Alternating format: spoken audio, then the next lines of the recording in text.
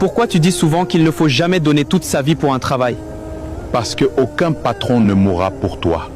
Même si quelqu'un travaille dur pendant des années? Si demain tu tombes malade ou qu'il t'arrive quelque chose, l'entreprise continuera sans toi et te remplacera sans hésiter. Donc pour beaucoup d'entreprises, on reste juste remplaçable? Oui. Peu importe ton sacrifice, l'entreprise tourne avec toi ou sans toi. Tu restes souvent juste un employé de plus. Pourtant, les gens donnent énormément pour leur travail. Après des années de loyauté, beaucoup repartent seulement avec du stress, des regrets et parfois même la santé détruite. Et malgré ça, les gens continuent quand même? Oui.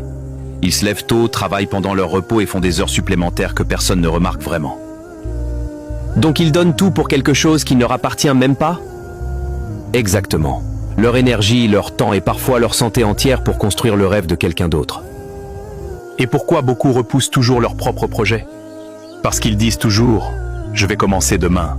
Je ne suis pas prêt.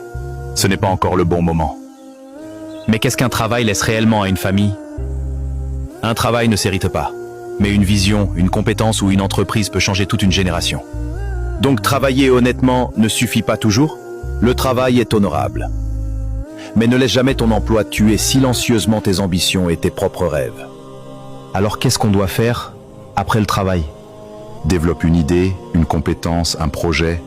Construis aussi quelque chose qui pourra vraiment t'appartenir. Donc il ne faut pas sacrifier toute sa vie pour simplement survivre? Ne sacrifie ni ta santé, ni ton temps, ni ta paix intérieure pour un salaire qui suffit à peine à vivre. Alors pourquoi doit-on vraiment se battre? Bats-toi, pour ta famille, pour tes rêves et pour la vie que tu veux vraiment vivre, mon fils. Et si je dois travailler tard chaque nuit? Alors que ce soit aussi pour construire ton propre avenir, pas seulement celui des autres. Donc je vaux plus que simplement métro, boulot, dodo? Exactement. Alors ne laisse jamais mourir le rêve que Dieu a placé en toi avant même ta naissance.